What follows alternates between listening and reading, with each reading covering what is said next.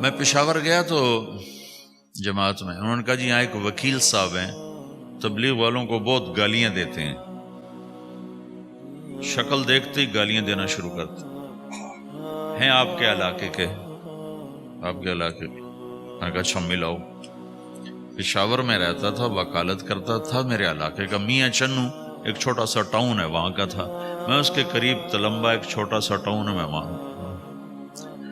تو جب ہم ان کے دروازے پر گئے اور نوک کیا تو دروازہ کھلتے ہی انہوں نے وہی کام شروع کر دیا، دیکھتے ہی۔ اور کہا میں نے تمہیں کتنی دفعہ کہا ہے، وہ جو مقامی، کہ تبلیغ والوں کو میرے دروازے پر مت لایا کرو۔ تو اب بتاؤ، میں اگر یہ تبلیغ کے رگڑے نہ لگے ہوتے تو میں تو 2 تھپڑ اس کے منہ پہ مارتا، یا مفتی صاحب کی طرف فتویٰ سناتا تو اسلام سے خارج ہو گیا ہے، توبہ کر۔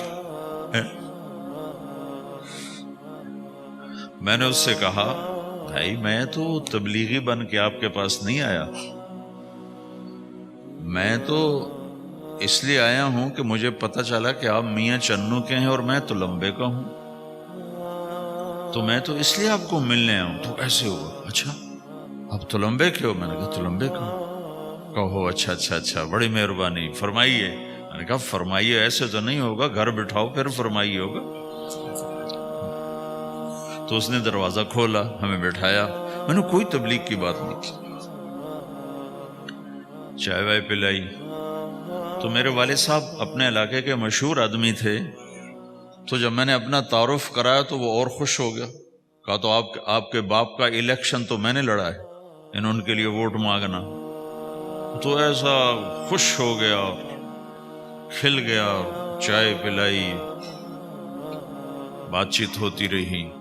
تو اٹھتے ہوئے میں نے کہا فلاں مسجد میں ہماری جماعت آئی ہوئی، میں نے کہا چلو آپ کو بتا دوں۔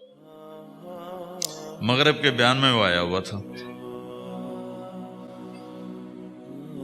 پھر جتنے دن میں وہاں رہا وہ آتا رہا آتا رہا آتا رہا، میں واپس چلا گیا۔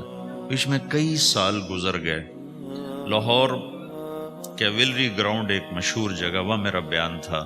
جو کرکٹر آئے ہوئے تھے، ان کو ہم نئے سعید انور، انضمام، مشتاق، ان کو ہم قریب کر رہے تھے، اس وقت نئے ان کو قریب کر رہے تھے، تو یہ لوگ آئے ہوئے تھے۔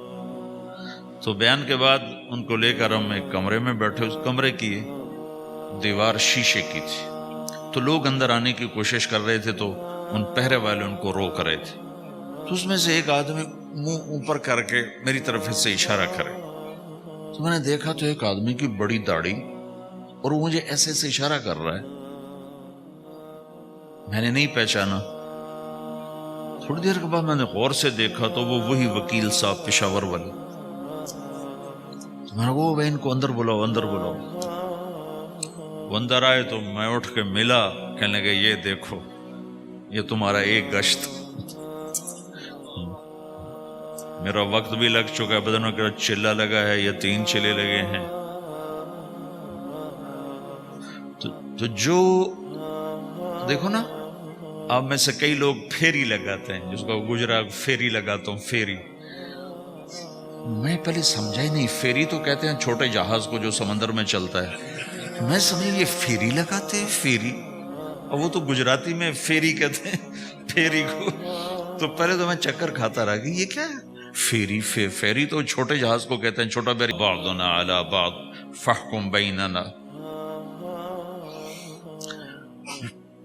کہا جی حضرت ہمارا جھگڑا ہو گیا ہے، ہم آپ سے فیصلہ کروانے آئے۔ تو داؤد علیہ السلام ڈر گئے کہ دروازہ بند ہے، یہ آئے کہاں سے؟ دیوار اتنی اونچی ہے کہ اس کے اوپر سے چھلانگ لگا کبھی اندر نہیں آ سکتے، تو یہ کون ہے، آئی کہاں سے؟ دروازے کو دیکھیں تالا لگا ہوا ہے، دیوار کو دیکھیں اتنی اونچی ہے، تو کون چھلانگ لگا کے اندر آئے گا؟ تو ڈر گئے۔ تو کہنے لگے جی آپ ڈرے نہیں، ہمارا جھگڑا ہو گیا۔ کہ کیا جھگڑا ہے؟ کیا جھگڑا ہے؟ کہ ان ھذا اخی لہ 99 نعجہ ولی نعجۃ واحدہ فقال اکفلنیھا وعزنی فی الخطاب۔ یہ میرا بھائی ہے، اس کے پاس 99 بکریاں ہیں، بھیڑیں، 99 بھیڑ ہے، اور میرے پاس ایک ہے۔ یہ مجھے کہتا ہے ایک بھی مجھے دے دے، میری 100 پوری ہو جائے۔ تو آپ بتاؤ یہ غلط کر رہا ہے کہ ٹھیک کر رہا ہے؟ اب یہ فیصلہ تو آپ چھوٹے سے بچے سے بھی کروا سکتے ہو، نہیں؟ یہ تو لطیفہ سا بن گیا، داؤد علیہ السلام کے لیے لطیفہ بن گیا کہ ایک آدمی کہتا ہے جی میرے پاس 99 ہے، تیرے پاس 1 ہے، تو 1 مجھے دے دے، میری 100 ہو جائیں۔ تو داؤد علیہ السلام سوچ میں پڑ گئے یہ چکر کیا ہے؟ تو ایک دم ان کو خیال آیا کہ جیسے میرے رب نے مجھے پیغام بھیجا ہے کہ داؤد تجھے بندوں کو دعوت دینے کے لیے بھیجا ہے، مصلی پر بیٹھنے کے لیے نہیں بھیجا۔ ہاں مصلی پر بیٹھنا ہے، اس کے لیے رات ہے۔ قم اللیل الا قلیلا نصفہ او انقص منہ قلیلا او زد علیہ ورتل القرآن ترتیلا، چل ومن اللیل فتہجد بہ نافلۃ لک عسیٰ ان یبعثک ربک مقاما محمودا، رات ہے آ جاؤ، ان ناشئۃ اللیل ہی اشد وطئا واقوم قیلا، آجا آجا، رات بڑی مزے کی چیز ہے، تو اور میں تنہا، فَإِذَا فَرَغْتَ فَانصَبْ وَإِلَىٰ رَبِّكَ فَارْغَب، آ جاؤ۔ تتجافى جنوبهم عن المضاجع يدعون ربهم خوفا وطمعا ومما رزقناهم ينفقون، رات تیری میری، دن میرے بندوں کے لیے۔ نہیں بیٹھ سکتا، تسبیح پکڑ کے نہیں بیٹھ سکتے ہو۔ تو اس پر داؤد علیہ السلام سجدے میں گرے، آیت سجدہ ہے اس لیے میں نہیں پڑھتا ہوں، سجدے میں گرے اور کہا یا اللہ معافی کر، یا اللہ معاف کر دے، یا اللہ معاف کر دے، میں نے دروازے بند کر لیے، حالانکہ یہ میرے منصب کے خلاف تھا، اس پر اللہ سے معافی مانگی۔ تو چل کے جانا نبیوں کی صفت ہے، یہی ہماری صفت۔ اس امت کو یہ کام دیا گیا کہ یہ اوروں کے پاس جا کے اپنا سودا پیش کر، اپنوں کو بھی سنبھالے اور غیروں تک بھی پہنچے۔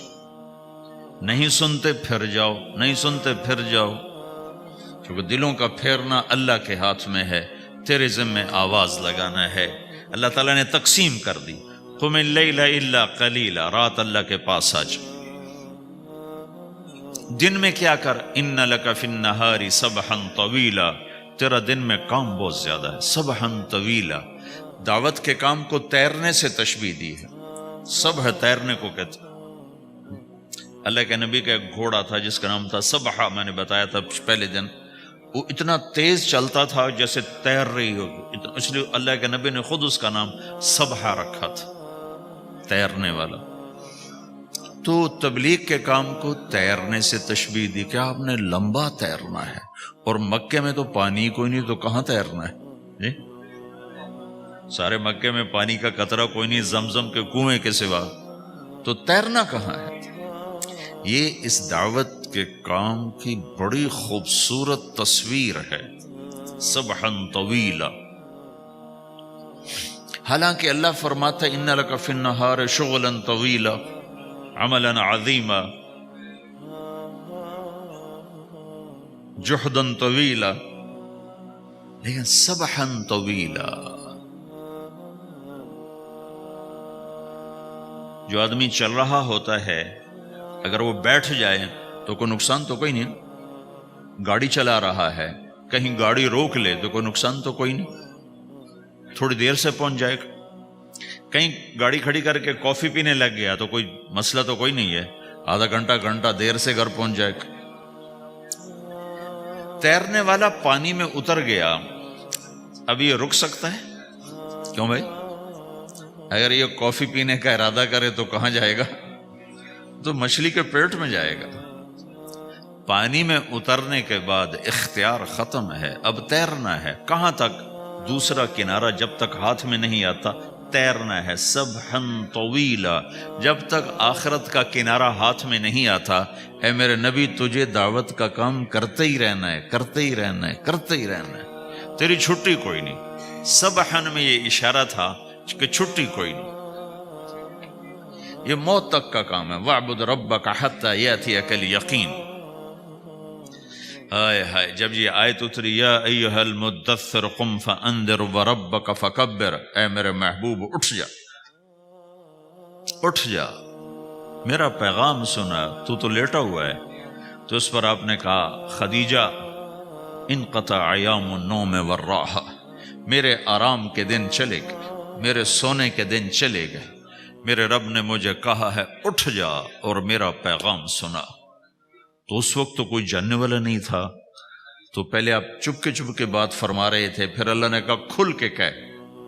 تو پھر آپ نے کہا میں خدیجہ میں کس کو کہوں، میری کون سنے گا، من ادعو من یستجیب۔ تو حضرت خدیجہ نے عرض کی یا رسول اللہ آپ دعوت دینے میں پہل کریں، میں لبیک کہنے میں پہل کرتی ہوں۔ تو بھائیو دعوت ہمارا سرمایہ ہے، دعوت سے ایمان بنتا ہے، ایمان سے عمل بنتا ہے۔